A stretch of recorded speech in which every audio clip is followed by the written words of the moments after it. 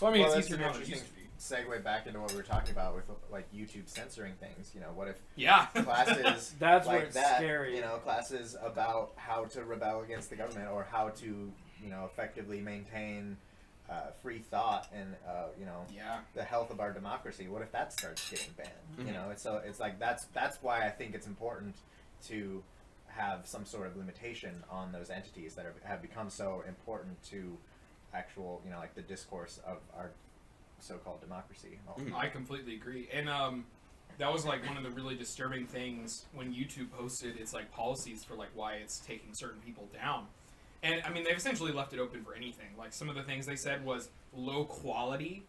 Another one was sowing discontent. Discontent? Yeah, what? Discontent. I mean, that's saying don't fucking complain. Yeah, that's right. like Orwellian as shit, you know? That's scary. And I mean, Google's very much part of this too. I mean, this happened before this current wave, but after the 2016 election, Google folded to government pressure and they changed their algorithms to push people away from anything that's like counter-narrative. So like most of the socialist websites, their traffic went down by over 60% after the algorithm changes. Holy shit. Chris Hedges said every single site that posts his articles went down by more than 50%. It's crazy. It's amazing how much power they have to just like flip a switch basically and Well, they do control it what for. people see. I heard it's on the right too. It's Well, they do. It's anything radical. they consider fringy. Yeah, But that's not a matter of radical or extremist. It's just saying, okay, here's the bubble of what is currently okay based off the current status quo and power structure. Yeah, Anything that challenges that is considered radical and not okay. And that's like the opposite of a democracy. Totally. You're supposed to be able to always challenge what exists and come up with new ideas and new discussion. Yeah, and that's exactly the problem with having these giant monopolies that are not beholden to anything. Yeah. Is that they can do that kind of thing, and there's nothing we can do about And it. it will impact a huge amount of the public arena. Exactly. It's more and more. Yeah. Oh, there's something else I was going to say, but I forgot. Anyway.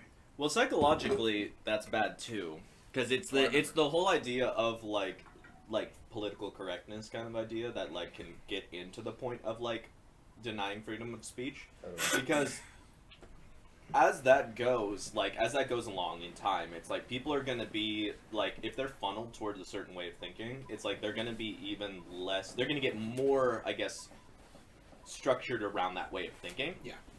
And so any small change is going to feel like a huge change, Yeah. right? So that I think is really interesting because it like sensitizes everyone too. It's like it leads to more of that emotional like argumentation where it's like those tactics, those manipulation tactics are even more useful and powerful. Yeah.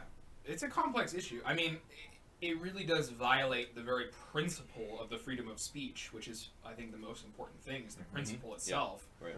I mean, which is the idea that the only way to have an active democratic discourse is if anyone can say anything, you know, as long as it's, like, not direct threats of violence and that kind of shit, where it's like, oh, okay, there's this small exception, you know, but... Totally.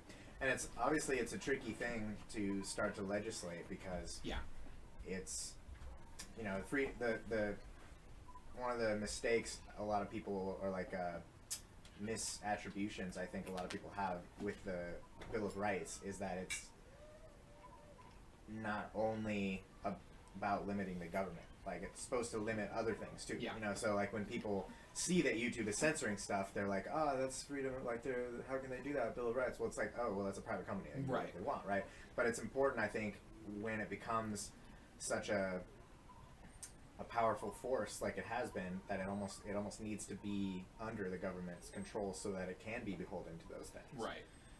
In some respect, at least. You know, it's hard, but it's hard to say because it becomes this whole like almost communistic idea of this business got big and now we're taking it from you, or you know, we're gonna oversee it now because it's so important, you know, and so and that has a lot of authoritarian tendrils in it. See, that's why I prefer less direct forms of channeling that. So things like, you know, oh, you pass a law, saying, these particular companies have to abide by the freedom of speech because they're making them a public utility, so you regulate them more, but not actually taking them over. Yeah. Or, democratizing them, having their employees control it, while simultaneously giving certain regulations about, freedom of speech, that kind of stuff. Direct government control, I'm not a fan of that. Yeah, that's really slippery slope. I agree. Yeah, I think that's the only way to do it, is to regulate, and then you can talk about, democratizing a company. Yeah. It's just like, I think it's weird for me because it's like, I feel as though so many people like compartmentalize a lot in like how we as a nation like work. It's like, how are you compartmentalizing like the economy and the government? Yeah. Like, how are you not putting those things together? Because like the whole idea of the Bill of Rights wasn't like, oh yeah, how do we like make a good government? It was like, how do we live a good life?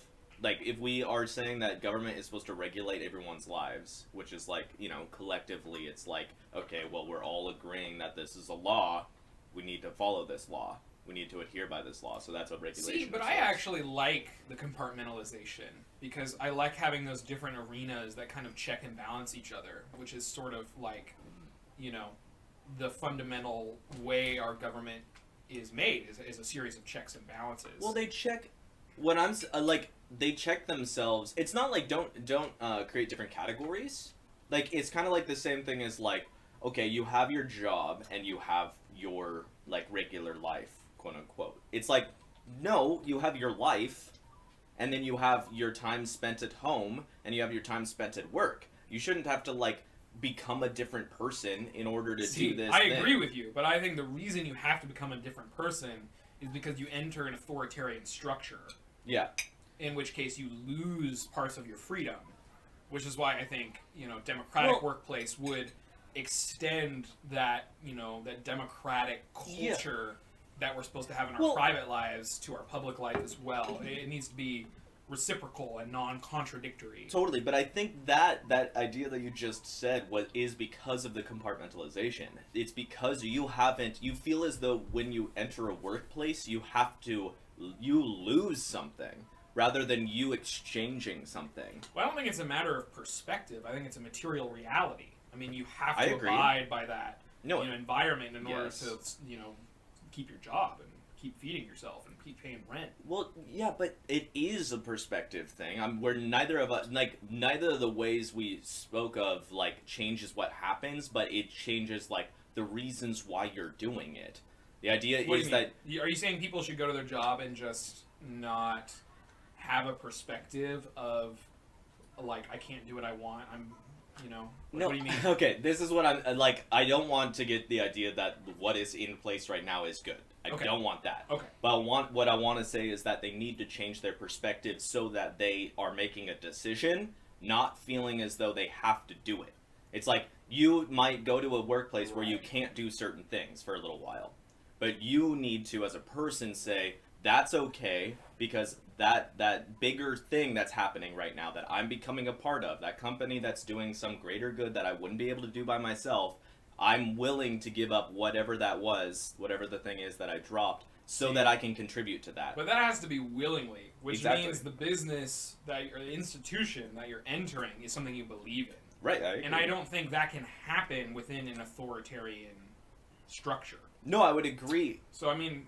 It can, but I think for the most part it doesn't. Right. Obviously, you can be someone who just kind of, is into that, and it's like, I bow down behind, to the altar of power, and I think it's good power, and I'm going to follow it. It's not... As long as you... if going into the whole thing of, like, a company you believe in, for instance. Right. You could be working for a company that has a visionary leading... Yeah, and you believe with the vision and all that. Exactly. I think the vast majority of the time, that's not going to be the case. I agree. And I think it would be far more the case if businesses were run by their employees. Because they could actually have say in directing that vision. Right. They'd have a stake in it. Makes They'd sense. feel like they're part of it. Yeah. But yeah. I mean, I would agree with that. The only reason why I wanted the change of perspective is so that people can get, like, can really see what is occurring. Yeah. You know what I mean? It's I like... almost want that perspective of, I'm going here and I don't have control over this, to increase but in a sense of like acknowledging that and saying, but that's unacceptable and we have to change it. I worry that is focusing too much on the negative. I don't think that's a complete picture. I agree that it's not a complete picture, but I think it would spur action and the desire to change things. I think anger is intense in terms of like righteous indignation and a sense of, you know, what's happening around me is unacceptable. I think that's a good thing. I agree that it's negative, but I think it's generative of change. I think it's the same thing that made us go, fuck the king, let's have a revolution. Let's form a democratic republic. I think it's the same. Those things come from that. This is unacceptable and we have to change it. It has to include a positive aspect where you ground yourself in what's important, that you are feeling like you're lacking. Yeah. A redefining of what you'd like to see and presenting a vision of a better future. No, exactly. But those two things have to go together. You can't just have one or the other. No, I agree. You need that anger, that indignation, that fuck this is unacceptable, I'm being oppressed. Yeah. And you also need, we're human beings, we're better than that, these are our values, this is what we should be living for. I would definitely say on an emotional aspect, you're totally right. Which I think is what most people function on. Well, when you have a movement that changes things, I think the majority of people I would agree with. Okay, yeah. are primarily driven by their emotions. And No, it's and I like, can agree you're with going to that. present logical points that they're going to agree with and attach their emotional sentiments to. Yeah. But the engine is still emotion. Yeah, and that's what I'm saying is, like, I'm not saying that, like, what you're, like, saying is, like, bad, but again, it's one of those things where it's like, I worry that is going to, again, lead to the same situation where we are now, where things aren't, like, elucidated. They're not actually, like... So you're worried that we'll have the emotion without the logic. Yeah, and then what happens is people don't have the logic anymore, and then they have to rely on the emotion, and then if they're in a stable situation, they're in a stable situation for a little bit, they will become stabilized, and then they'll forget. Right. Because that's natural. That's a human thing to be like. Where the emotion is going to be there either way. Yes, exactly. That's why I don't worry about it. Well, I worry about it in the sense that it needs to be attached to the right things, because a lot of emotion gets misdirected into unproductive channels. You know, so you need to be like, your emotion is correct. It's good that you feel this way because you're responding to a reality. Right. But let us now elucidate that reality. Right. What is the reality? Right. Attach your emotions to concrete things. Right. And present a vision of what we want to change. Right. So, yeah. Yeah, but it's kind of like, for me, I think of it in like a relationship aspect too. You know, it's like when you go to a company, you have to make sure that you're thinking of it as like, this is a relationship that you're forming with this entity. You're not just like, this is my slave owner for now. You know, it's like, no, you need to like say, these are my boundaries. Right. And if you infringe on these boundaries, just like you would with any relationship, it's like, that's not okay.